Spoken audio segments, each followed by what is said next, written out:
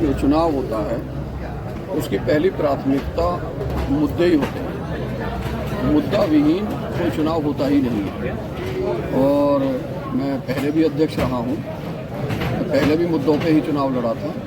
और आप देख रहे होंगे पूरी कचहरी में जो टीन शेड बना हुआ है, ये मैंने अपने व्यक्तिगत प्रयास से ग्रेटर नोएडा विकास प्राधिकरण से लगभग 2.5 करोड़ की लागत से बनवाया था, जिसका 8 वर्ष से लगातार वो अधिकारी, अधिवक्ता और समस्त लोग जो भी न्यायालय परिसर में आते हैं उसकी गर्मी, सर्दी, बरसात से उनको लाभ मिलता है। आप जो देख रहे हैं न्यायालय परिसर के अंदर चैम्बर बने हुए, उनके गलियों के बीच में किनारों पे जो पेड़ लगे हुए हैं, ये ग्रेटर नोएडा विकास प्राधिकरण से मैंने अपने व्यक्तिगत प्रयास से अपने कार्यकाल में ही लगवाए थे। पिछले वर्ष मैंने अपने व्यक्तिगत कोष से मैंने सीलिंग फैन पूरे साइड में लगवाए थे। उस समय भी वो मुद्दे थे जो अधूरे रह गए, उनको पूरा करने के लिए मैं चुनाव लड़ रहा हूँ। यहाँ सबसे बड़ा मुद्दा है चैम्बर्स का। तत्कालीन सरकार में मेरे कैबिनेट स्तर के मिनिस्टर श्री राजेंद्र चौधरी जी उस समय बुलवाए थे।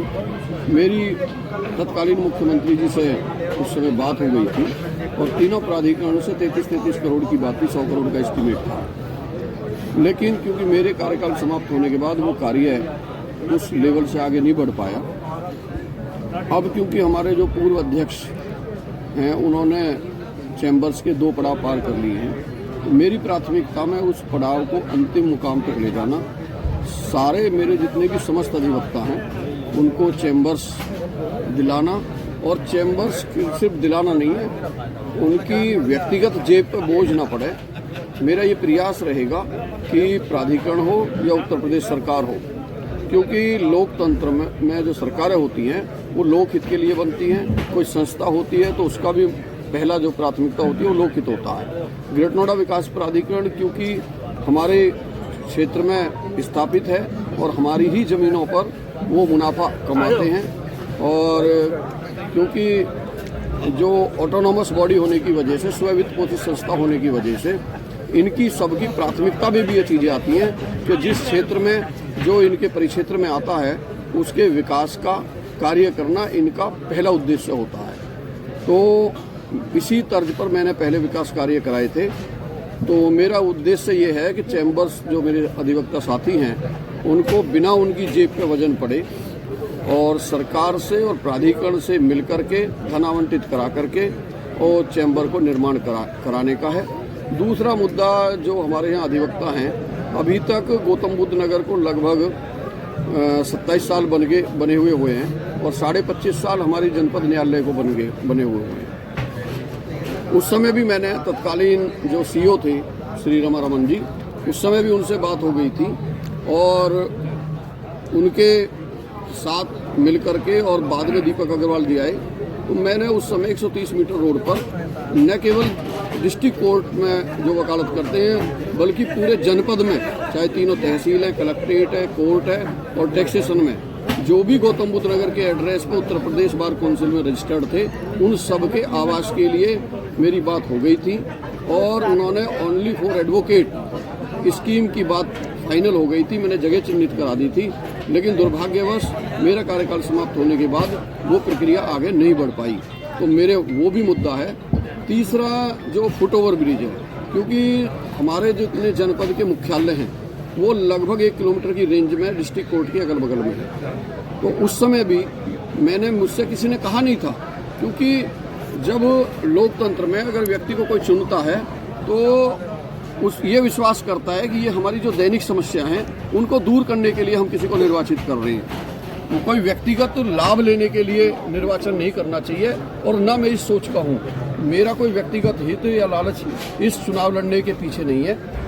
मेरा सिर्फ और सिर्फ उद्देश्य है अपने समस्त अधिवक्ताओं के हित में जितने भी बेहतर से बेहतर कार्य हो सके उन्हें निस्वार्थ तौर पर निर्भीक होकर करने की मेरा उद्देश्य है। तो उसी समय फुट ओवर ब्रिज की मेरी जो ऑटोमेटिक एस्केलेटर वाला फुट ओवर ब्रिज है उसकी बात हो गई थी।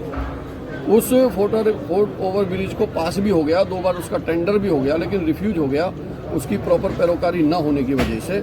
तो मेरी प्राथमिकता में फुट ओवर ब्रिज भी है, क्योंकि हजारों लोग प्रतिदिन सड़क पार करते हैं अपनी जीवन को जोखिम में डाल करके, और कई बड़ी बड़ी दुर्घटनाएं घट चुकी हैं। हालांकि ये सिर्फ कोर्ट के कार्यकारिणी का मैटर नहीं था, ये तो प्राधिकरण को भी पहले से देखना चाहिए था और सरकार को भी देखना चाहिए था, लेकिन दुर्भाग्य से नहीं देख पाए। तो हम उन्हें जगाएंगे और इस कार्य को कंप्लीट कराएंगे, ये मैं आपके चैनल के माध्यम से कहना चाहता हूँ। उसी समय मैंने 60 लाख रुपए 14 टॉयलेट बनाने के लिए पास कराए थे, 7 लेडीज 7 जेंट्स, क्योंकि हमारे जनपद में दिनों दिन अधिवक्ता भी साथी बढ़ रहे हैं, वादकारी भी बढ़ रहे हैं। जो वर्तमान में बने हुए टॉयलेट हैं वो उस लेवल पे नहीं है जिस लेवल पे उनकी ज़रूरत है। तो मेरे प्राथमिकता में ये भी है कि नए टॉयलेट का निर्माण हो और जो वर्तमान में बने हुए हैं उनका मेंटेनेंस प्रॉपर तरीके से साफ सफाई के साथ हो। तीसरा, हमारे यहाँ जो अधिवक्ता साथी हैं, क्योंकि वो किसी उनको वेतन भोगी नहीं है, तो उनका परिवार पूरी तरह से जो एडवोकेट का जो पेशा है उस पर निर्भर होता है। अगर हमारा अधिवक्ता साथी बीमार हो जाते हैं, उसके परिवार का कोई साथी बीमार हो जाता है, तो उस समय बड़ी ऐसी स्थिति आ जाती है, दुर्लभ स्थिति। तो मेरा मतलब ये है कि हाँ, सामूहिक बीमा पॉलिसी कंपलसरी है, उसे मैं निश्चित तौर पर कराऊंगा। और दूसरी जो सबसे बड़ी समस्या यहाँ ये है कि यहाँ महिलाओं के लिए कॉमन हॉल नहीं है, उनका एक अलग से बार रूम हो जिसमें वो अपनी जो व्यक्तिगत चर्चाएं हैं वो कर सकें, और एक क्रैच, क्योंकि हमारे यहाँ महिलाएं भी लगातार पेशे में आ रही हैं और लगभग 200 प्लस के आसपास महिला हमारे अधिवक्ता वर्तमान में जो वोटर हैं। इसके अलावा लगभग वैसे तो 400 से 500 महिला अधिवक्ता हमारे इस न्यायालय परिसर में कार्य कर रही हैं। तो मेरा उद्देश्य ये है कि एक क्रैच की व्यवस्था हो, ताकि वो अपने परिवार से जब आएँ तो वो परिवार का बोझ ना बने, वो एक उनके लिए एक सुविधा हो, बच्चे उनको एक क्रैच में उनको सुविधा मिल जाए।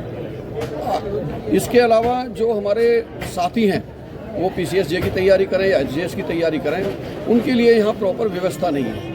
तो इस तरीके की व्यवस्था या ट्यूटर की व्यवस्था हो, और जो हमारे यहाँ लाइब्रेरी है वो उत्तम दर्जे की लाइब्रेरी बने और उसमें उन बच्चों को प्रॉपर तरीके से सहयोग मिले, ताकि हमारा भी बार का नाम रोशन हो और वो अपने परिवार का भी नाम रोशन करें और उन पर कोई दबाव ना पड़े। वो बिल्कुल निर्भीक होकर के, बिल्कुल एकदम कंसंट्रेट कर करके अपनी पढ़ाई करें और आगे अपने भविष्य को संवारें।